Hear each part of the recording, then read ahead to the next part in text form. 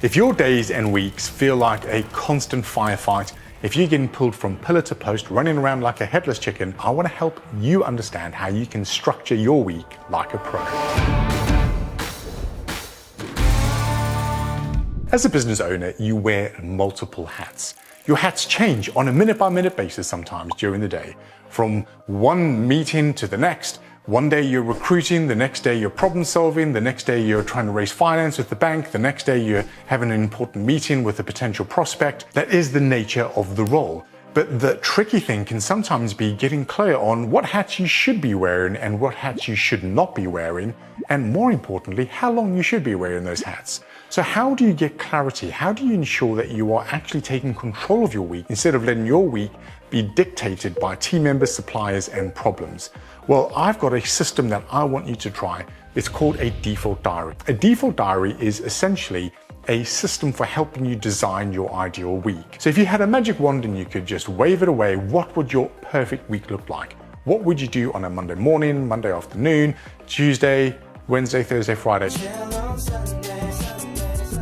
etc.? How would you distribute the various hats that you need to wear, and how much time would you want to spend wearing each of those hats? That is what a default diary is.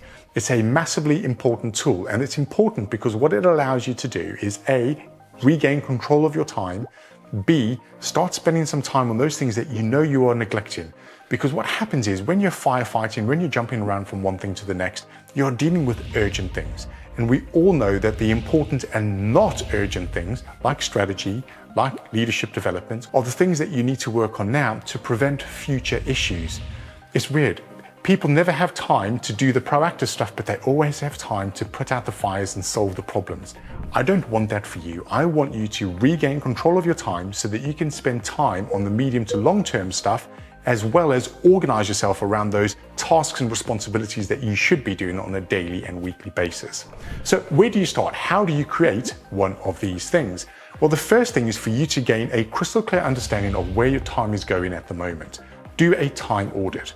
Look at what you have done over the last week. Be really honest with yourself. If you need to, you might need to do a time in motion study to gain clarity, but if you don't need to do that, then you can go straight into writing out a list of all of the various things that you have done over the last week and be as specific as possible. Be clear on how much time you think you've spent on each of these things. Then the important thing is to identify, of all of those things, which of those things do you know deep down inside you shouldn't be doing because you're paying other people to do it? And that should be removed from your list. If you find this content useful and want to see more of it, then please like, follow, subscribe, or connect, depending on where you are watching. The next thing that you need to do is look at all of the things that are left on that list and divide them into two camps. There are those things where you know you need to do it, but you just need to be a little bit more structured and organized about those various tasks and responsibilities. With those things, what we're going to do is we're going to chunk them and try and consolidate them. So instead of doing checking in with sales progress here, there, and everywhere, we actually want one block or 2 blocks in the week where you do your sales management time, for example. So those things are where we're going to chunk those things together so you can be more productive instead of dipping in and dipping out as you may be doing at the moment. The last cohort of tasks and responsibilities might be those things where you know you aren't doing them consistently or you're not doing enough of it. And once you are clear on that, you can then start to understand how much time should you be spending on those things and how much focus should you be giving them. So once you've got that audit out of the way, that should give you a clear understanding of the things that you should be doing, how long you should be doing those things for, and it should be the starting point of you getting your default diary underway. After that, the next step is for you to actually get your digital diary and start to program in all of the different hats that you need to wear. Essentially, what you're going to do is you're going to set a bunch of recurring meetings across your week, and you're going to make your week look like your ideal school timetable with all of the various things that you want to happen, the things that you want to focus on at the times of the week and the day that you want to do them. So for example, when's the perfect time to do your thinking time? When's the perfect time for you to have your strategy time? When's the perfect time for you to have your various meetings and one-to-ones? When's the perfect time for you to review your KPIs? When's the perfect time for you to do any recruitment work?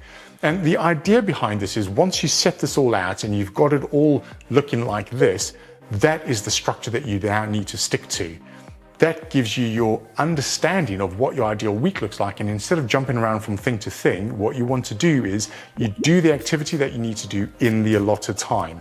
To really get this working well, what you need to do is plumb it into your diary, give it a go for a week or two, and then make some adjustments. It probably takes 2 or 3 goes to get the perfect diary as you start to develop better self-awareness around your time.